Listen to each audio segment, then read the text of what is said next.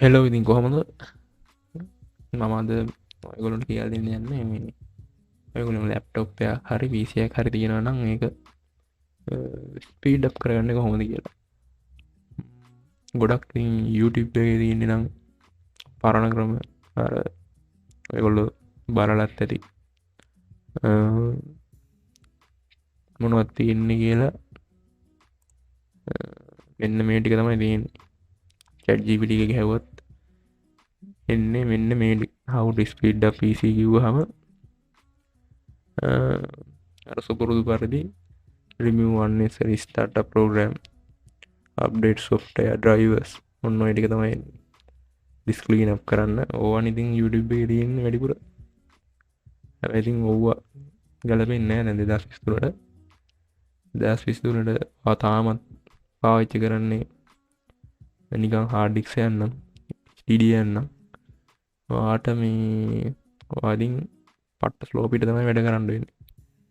ඒක නිසා 2023 ට ඔයාට PC එක ස්පීඩ් එක තියාගන්න ඕන නම් ඔයාලා අනිවාර්යෙන් SSD එකක් ගන්න වෙනවා. මේ chat GPT එකෙන් කියලා තියෙනවා 4 වෙනියට upgrade hardware. අන්න ඒකේ replace ඉන්න hard drive with an SSD. ඔන්න කරොත් ඔයාගේ PC එක ස්පීඩ් අප් කරගන්න පුළුවන්. තියෙනවට වඩා ගොඩක් ස්පීඩ් වැඩ කරගන්න පුළුවන්. හැබැයි ඔයාට දැනනවත් SSD එක තිබිලත් ස්ලෝ වගේ නම් මෙතන තියෙන ටිප්ස් 17ක් තියෙනවා. මේවා ටික try කරලා බලන්න පුළුවන්.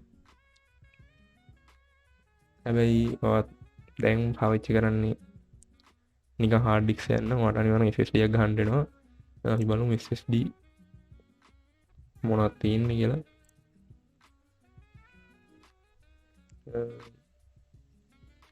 සාමාන්‍යයෙන් ඔයාට SSD එක ඕනේ OS එක දාගන්න විතරයි.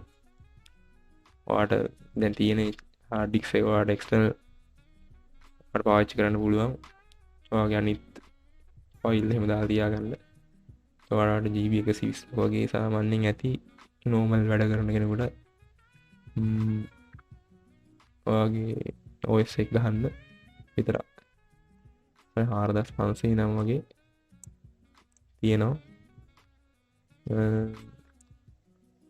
ඒක බ්‍රෑන්ඩ් වලින්. එතකොට SSD වර්ග තියෙනවා. ඔයාගේ මදර්බෝඩ් එකට ගැලපෙන්නේ මොකක්ද කියලා බලන්න ඕන. SATA කියලා තියෙනවා. තව NVMe කියලා තියෙනවා. දැන් මේක ඇවිල්ලා SATA එක. එතකොට ඔයාගේ මදර්බෝඩ් එකට ගැලපෙන්නේ SATA hard disk එක නම් ඔයාලට SATA එකක් තමයි ගහන්න වෙන්නේ. ඔයාගේ සාමාන්‍යයෙන් ලැප්ටොප් එක හරි ඔයාගේ පාවිච්චි කරන කම්පියුටර් එක හරි සාමාන්‍යයෙන් අලුත් යන්න 8 gen 9 gen ඊට වඩා උඩ ගන්නම් ඔයාලට සාමාන්‍ය NVMe එකක් ගහන්න පුළුවන්. NVMe එකක් තමයි මේ තියෙන්නේ. මේ දෙකේ වෙනසක් තියෙනවද? ඔව් වෙනසක් තියෙනවා. Google එක හදලා බලුවොත් SATA SSD versus NVMe කියලා මෙතන හදින SATA SSD better than NVMe කියන්නේ. ඔයාට මෙතන උත්තරේ බලා ගන්න පුළුවන්. Technically yes. NVMe faster than SATA. ඒ කියන්නේ SATA වලට වඩා ගොඩක් NVMe speed. සාමාන්‍ය SATA 3 තමයි පාවිච්චි කරන්නේ මේ කාලේ. ඒකගේ ස්පීඩ් එක MB 600ක් තමයි තප්පරයකට. හැබැයි NVMe එක තප්පරයට MB 3500ක්. ඒ කියන්නේ සාමාන්‍යයෙන් GB 3.5ක්. තප්පරයට ඔයාට මොකක් හරි ෆයිල් එකක් කොපි කරනවා නම් තප්පරයට GB 3.5ක් කොපි කරන්න පුළුවන්. හැබැයි සාට එකක් සාමාන්‍ය තප්පරයට MB 600ක් වගේ නම් වාඩු උදාහරණයක් පෙන්වන්නම්.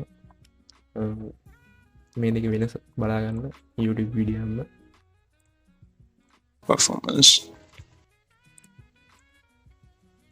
බලාගන්න ඕන. මේක රීස්ටාර්ට් කරන මේක සාට එක, මේක HDD normal HDD නාඩ්‍ය.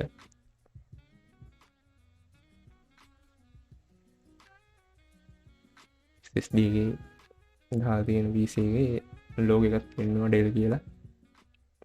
hard disk එක දැන් තමයි වෙන්නේ. load වෙනවා. SSD එක load වෙනවා. QuantumXfinity ආවා. දැක්කනේ. ඒක තප්පර 32යි.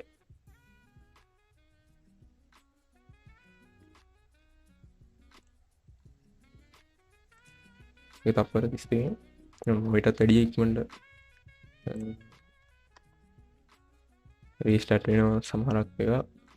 NVMe එකක් වගේ හැවුවොත් තප්පර 3ක් 4ක් වගේ ඇතුළත. ඒක නිසා හොඳම විශ්දුව තමයි SSD එක ගන්න. another video ඉවරයි.